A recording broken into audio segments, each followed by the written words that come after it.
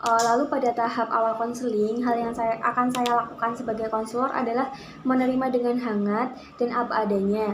Setelahnya, saya akan meyakinkan dan membuat konseli untuk bisa memiliki rasa aman dan nyaman agar konseli dapat mengemukakan masalahnya dengan terbuka bersama saya sebagai konselor.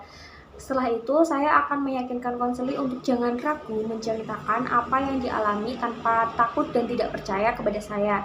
Dan juga meyakinkan bahwa proses konseling ini akan membantu konseli untuk menghadapi permasalahan yang dialaminya, yaitu kecanduan game online, yang menyebabkan dia memiliki perilaku maladaptif, yaitu dia merasa semakin mudah emosi, mudah terpancing amarah, bahkan ketika dia mengamuk, dia itu bisa membuang bahkan memecahkan barang yang ada di sekitarnya. Lalu pertimbangan apa kenapa saya melakukan hal-hal ini, yaitu agar konseli lebih merasa nyaman dan aman untuk menceritakan permasalahan yang sedang dia hadapi. Lalu selanjutnya agar konseling merasa enjoy dan merasa lebih percaya kepada saya sebagai konselor dan menjadi tidak ragu, sehingga tujuan dari konseling yaitu untuk mengentaskan permasalahan yang dialami oleh konseli, yaitu SANDER, bisa tercapai dengan penanganan dan kebutuhan yang benar sesuai dengan permasalahan yang dihadapi oleh konseli. Selanjutnya yaitu tahap kegiatan konseling. Nah, yang pertama yaitu ada tahap monitor diri atau observasi diri. Pada tahap ini, konseling dengan sengaja akan mengamati tingkah laku atau perilaku yang ia lakukan dengan sendiri, serta mencatatnya dengan teliti. Catatan ini nantinya dapat digunakan konseli dan konselor sebagai daftar cek atau catatan observasi kualitatif. Nah, dalam hal ini yang perlu diperhatikan konseli dalam mencatat tingkah lakunya adalah frekuensi, intensitas, dan durasi tingkah laku. Selanjutnya yaitu tahap evaluasi diri. Pada tahap ini, konseli membandingkan hasil catatan tingkah laku dengan target tingkah laku yang telah dibuat oleh konseli. Bersama konselor ya tentunya. Perbandingan ini dilakukan untuk mengevaluasi efektivitas dan efisiensi program yang telah disepakati bersama. Bila program tersebut tidak berhasil, maka perlu ditinjau kembali program tersebut. Apakah target tingkah laku yang ditetapkan memiliki ekspektasi yang terlalu tinggi, perilaku yang ditargetkan tidak cocok, atau penguatan yang diberikan tidak sesuai. Lalu tahap selanjutnya atau tahap yang ketiga yaitu pemberian penguatan, penghapusan, dan hukuman. Tahap ini konseli mengatur dirinya sendiri bersama konselor dengan kesepakatan yang telah dibuat, memberikan penguatan, menghapus, dan memberikan hukuman pada dirinya sendiri. Nah, tahap ini merupakan tahap yang paling sulit karena membutuhkan kemauan yang kuat dari konseli.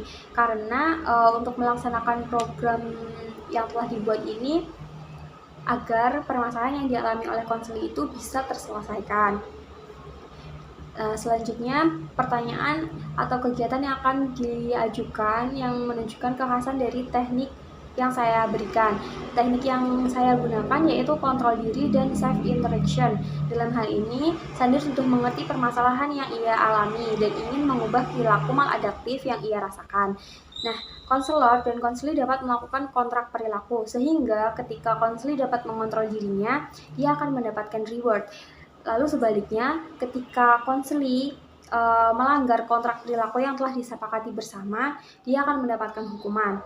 Nah, hukuman ini akan diberikan konseli kepada dirinya sendiri, jadi bukan dari konselor. Reward dan hukuman ini juga dibuat atas kesepakatan bersama sesuai dengan kebutuhan konseli, sehingga bukan atas dasar kemauan konselor sendiri, tetapi atas kesepakatan bersama antara konseli dan konselor. Lalu alasan mengapa saya melakukan tahapan ini yaitu dengan menggunakan tahapan tersebut, konseli yang masih asing dengan konselor akan merasa diterima, sehingga konseli dapat menceritakan permasalahan yang dialaminya dengan nyaman dan merasa aman. Hal ini tentunya sangat penting dalam proses konseling, karena konseli yang dapat menceritakan dirinya dengan sejujurnya akan sangat membantu proses konseling yang dijalani. Selanjutnya yaitu memasuki teknik kontrol diri. Hal ini berguna agar konseli memahami perilaku yang harus dijalani nantinya, agar dapat mengubah perilaku maladaptif yang dirasakan dengan menggunakan self interaction. Selanjutnya yaitu alasan mengapa saya sebagai konselor melakukan tahapan-tahapan tersebut. Dengan menggunakan tahapan tersebut, konseli yang masih asing dengan konselor akan merasa diterima, sehingga konseli dapat menceritakan permasalahan yang dialami dengan nyaman dan merasa aman. Hal ini tentunya sangat penting dalam proses konseling, karena konselor yang dapat menceritakan dirinya dengan sejujurnya yaitu akan sangat membantu proses konseling yang dijalani. Selanjutnya yaitu memasuki teknik kontrol diri. Hal ini berguna agar konseling memahami perilaku yang harus dijalani nantinya agar dapat mengubah perilaku maladaptif yang dirasakan dengan menggunakan self-interaction. Self-interaction juga dapat membantu konselor dalam memberikan penugasan kepada konseli untuk kegiatan konseling yang akan dilakukan selanjutnya, sehingga konselor tahu mana perilaku yang berhasil diubah dan masih belum dapat diubah.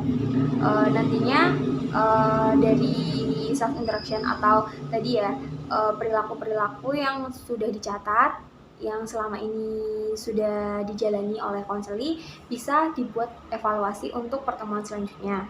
Selanjutnya yaitu tahap pengakhiran konseling.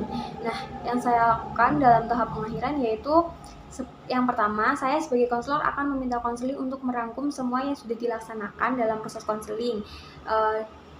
Hal ini bertujuan agar konseling itu juga tahu dan ingat apa saja yang telah dilaksanakan konselor bersama konseli pada proses konseling sesi ini.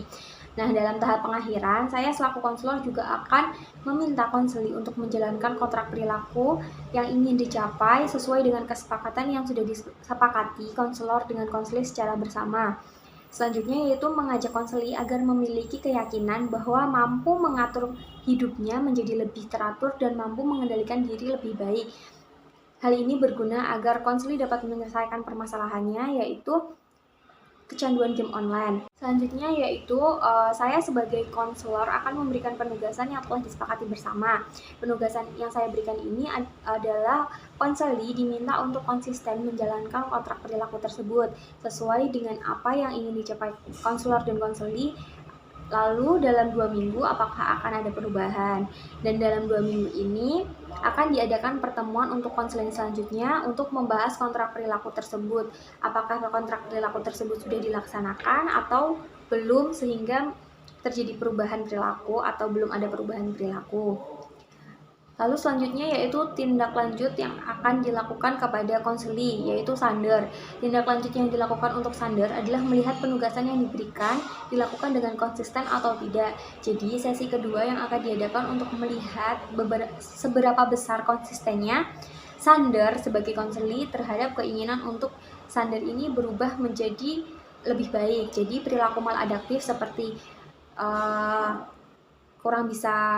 emosinya kurang bisa stabil, lalu juga sering mengamuk, susah, tadi kan ada permasalahan yang susah berbicara dengan orang secara real, lalu lebih suka bermain game online. Nah, perilaku maladaptif tersebut apakah sudah bisa dirubah atau nantinya akan apakah masih ada banyak yang belum bisa dirubah, sehingga konseli bisa mengajak konselor untuk perlahan-lahan evaluasi dan mengubah perilakunya.